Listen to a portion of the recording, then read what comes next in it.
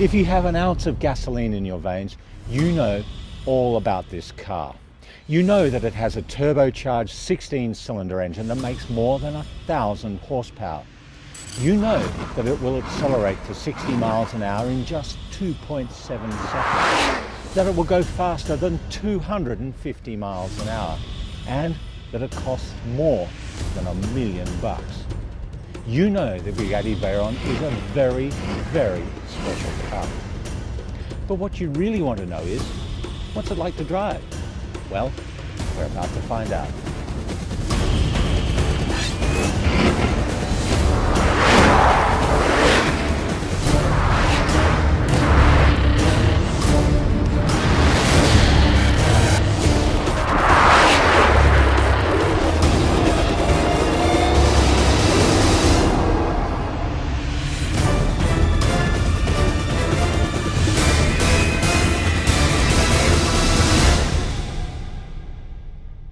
No matter how you view it, the Bugatti Veyron is an extraordinary achievement. So let's take a look at where it's made.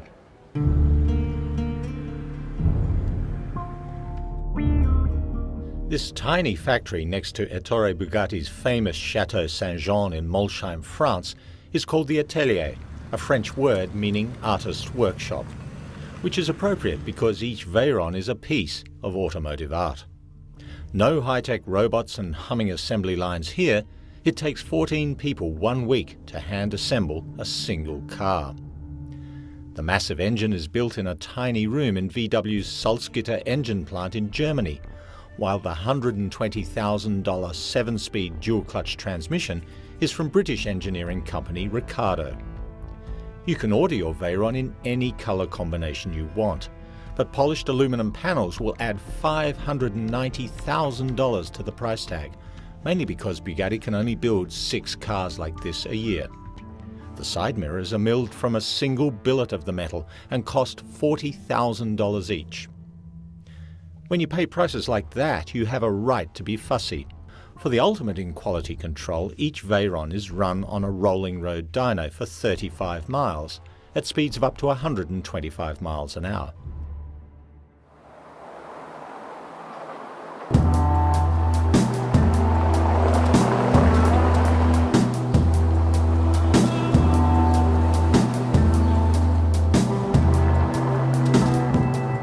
The Veyron is a rare beast, even here on the roads near Molsheim, where Bugattis were first made over 100 years ago.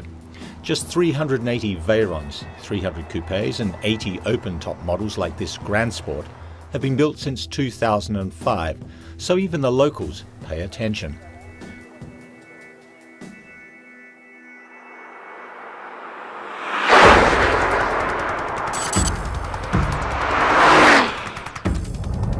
There are 2 things you notice when you get into a Veyron for the first time. The first thing is how absurdly easy this car is to drive. I mean, you could toss the keys to your granny and she could take it down to the bingo hall, no problem. The second thing you notice is the utterly relentless thrust when you nail the gas pedal.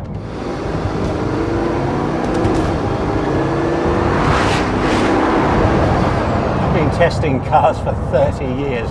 I've never felt anything quite like that. The Bugatti Veyron is a bit like a Nissan GTR on LSD. It alters the way in which you perceive the world around you. Second gear will take you to more than 90 miles an hour. So the Veyron simply annihilates traffic on regular roads, shrinking passing zones to absurdly small pieces of time and space. See a straight on any regular road, think of a number and double it. That's the speed you'll be travelling when the Veyron arrives at the corner. But that's no problem. Just grenade the carbon ceramic brakes and the Veyron simply stops. Just like that.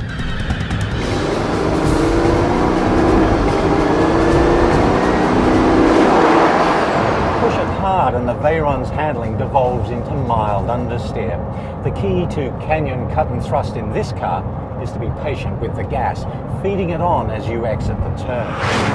Get it right and you'll notice a subtle change in the weighting of the steering as the Haldex all-wheel drive system feeds more torque to the rear tyres. And you'll know you've nailed it when you sense those massive Michelins nibbling away at the edge of cohesion. Attacking a series of fast sweepers in this car is almost like a religious experience. You never run out of power.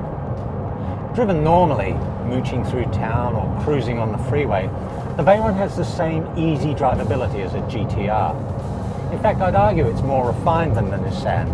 The 7-speed dual-clutch transmission shifts more smoothly, and the ride is more compliant.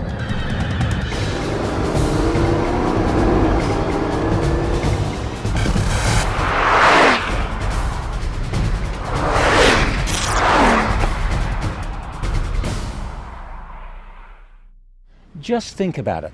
This car will hit 65 miles an hour in first, 92 miles an hour in second, and 122 miles an hour in third. And you still have 4 more gears to go. There are only a handful of places in the world where you can even begin to explore the staggering performance envelope of the Bugatti Veyron. And we're heading to one of them.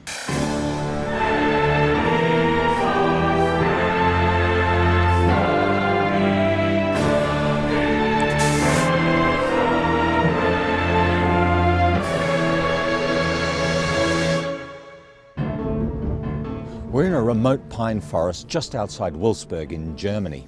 This is Erlesien, the giant Volkswagen Group proving ground. And this is the fastest road on Earth.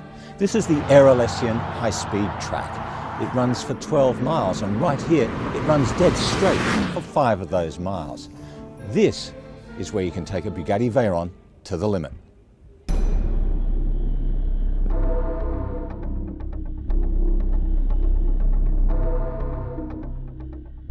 Which is exactly what Chinese part-time racer Anthony Liu is about to do today. Liu plans to set a speed record for a production convertible at the wheel of the 1200 horsepower Veyron Grand Sport Vitesse. Now, if you think a regular Veyron Grand Sport could use a little more grunt, the Vitesse is just the car for you. Its 8-litre W16 shares its bigger turbos and intercoolers and quad fuel pump setup with the Veyron Super Sport Coupe, boosting power to 1200 horsepower at 6400 RPM and torque to a monstrous 1106 pound-feet from 3000 to 5000 RPM.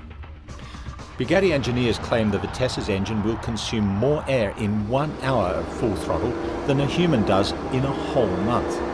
It's an impressive statistic, but one we can't verify, because at full throttle, the W16 will gulp through an entire 26.4 gallon tank of gas in just 8 minutes.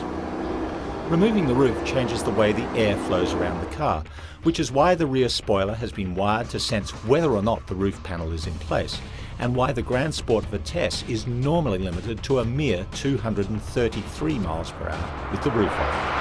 But not today.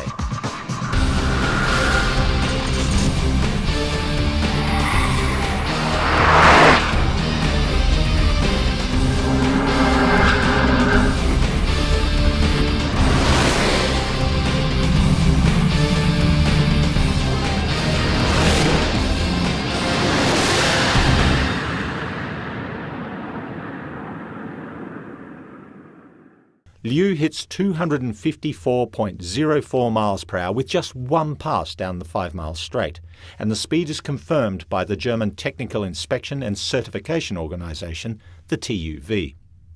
The Veyron Grand Sport Vitesse is officially the world's fastest convertible, and I'm about to drive it.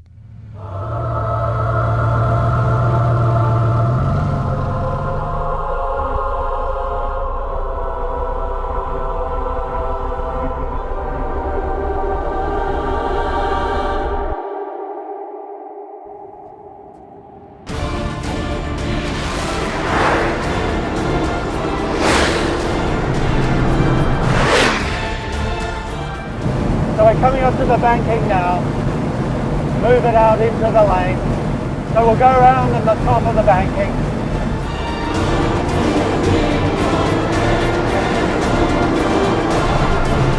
Coming up to the green cones now, squeeze on the gas and go.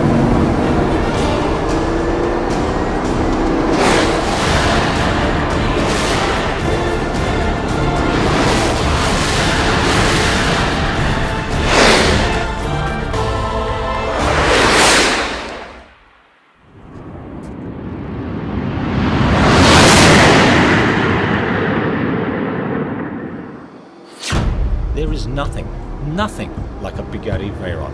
And the most remarkable thing about it is that for all its staggering power and performance, it's no hair-shirt hypercar.